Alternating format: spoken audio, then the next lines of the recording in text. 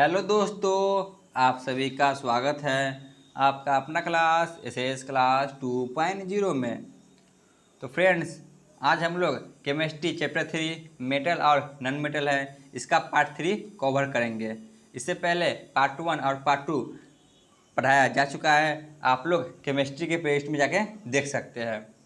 तो आज ये हमारा पार्ट लास्ट होगा चैप्टर 3 का। जितने भी हो सके क्वेश्चन इसका सभी को कवर कर लेंगे। तो चलिए क्लास को शुरू करते हैं। क्वेश्चन नंबर 35, सीसा और टिन की मिश्र धातु को क्या कहा जाता है? Option A solder, option B steel, option C gun metal, option D उपधातु। तो सीसा और टिन के मिश्र धातु को सोल्डर कहा जाता है, ऑप्शन ए। आगे बढ़ते हैं, क्वेश्चन नंबर 36 पे आते हैं। सीना बार किसका ऐसक है? बताइए, जो सीना बार होता है यह किसका ऐसक है? ऑप्शन ए तांबा का, ऑप्शन बी पारा का, ऑप्शन सी सल्फर का, ऑप्शन डी सिलिकॉन का। तो इसका सही जवाब होगा ऑप्शन बी, यह पारा का ऐसक है, सीने बार। ठीक है ना। तो आगे बढ़ते हैं, क्वेश्चन नंबर 37 पे आते हैं।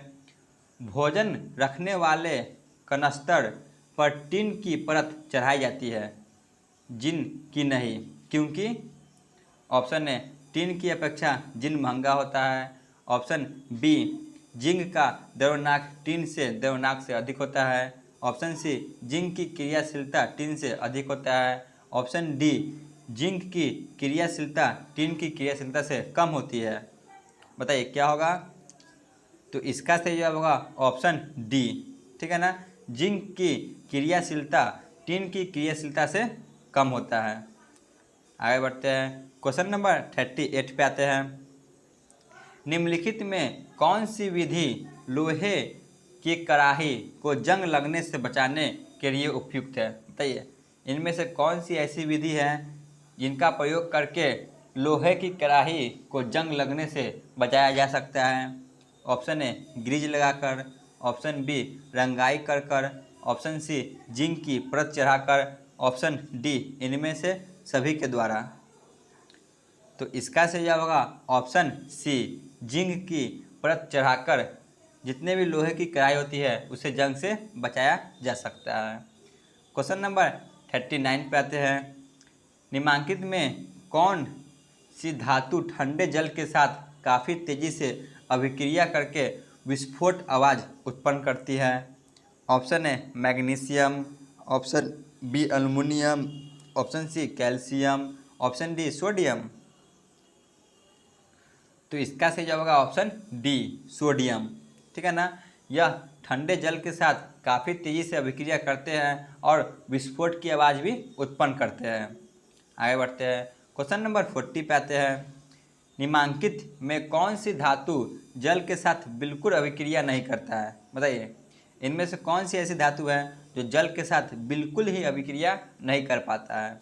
ऑप्शन ए लोहा, option B aluminium, option C चांदी, ऑप्शन डी पोटेशियम। तो इसका सही जवाब होगा ऑप्शन सी चांदी। आगे बढ़ते हैं, क्वेश्चन नंबर 41 पे आते हैं। कोई धातु ऑक्सीजन के साथ अभिक्रिया कर उच्च गलनांक वाला ऑक्साइड बनाती है, यह ऑक्साइड जल में विलय है, यह निम्नलिखित में से कौन सा तत्व है? बताइए, इसमें आपको 3 ही ऑप्शन दिया गया है। Option A calcium, option B carbon, option C silicon. तो इसका सही जवाब होगा ऑप्शन ए कैल्शियम। ठीक है ना, इस प्रकार के क्वेश्चन भी एग्जाम में पूछे जाते हैं। आगे बढ़ते हैं, क्वेश्चन नंबर 42 पे आते हैं। कमरे के ताप पर द्रव अवस्था में रहने वाला धातु कौन है? बताइए, यहाँ पे धातु पूछा जा रहा है। बताइए, ऑप्शन ए पारा, option B calcium, option C lithium, option D sodium. तो कमरे के ताप पर द्रव अवस्था में रहने वाली धातु पारा है, ऑप्शन ए। आगे बढ़ते हैं, क्वेश्चन नंबर 43 पे आते हैं। लोहे की परमाणु संख्या कितनी होती है? बताइए, लोहे की परमाणु संख्या कितनी होती है? Option A 23, option B 26, option C 25, option D 24। बताइए Fe मतलब लोहे की परमाणु संख्या कितनी होती है, तो यह 26 होती है, ठीक है ना, Fe 26।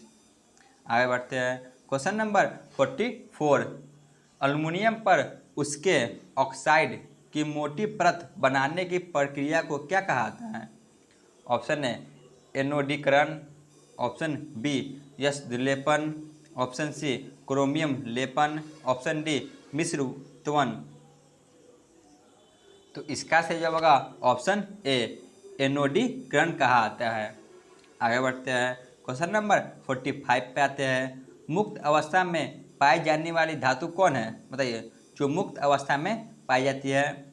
ऑप्शन है तांबा, ऑप्शन बी लोहा, ऑप्शन सी सोना, ऑप्शन डी पारा। तो मुक्त अवस्था में पाई जाने वाली धातु है ऑप्शन सी सोना।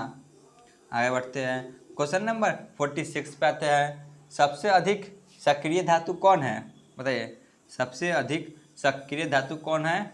Option A potassium, option B sodium, option C लोहा, ऑप्शन डी तांबा। तो सबसे अधिक सक्रिय धातु है ऑप्शन ए पोटेशियम, ठीक है ना, यानी के। आगे बढ़ते हैं, क्वेश्चन नंबर 47 पे आते हैं,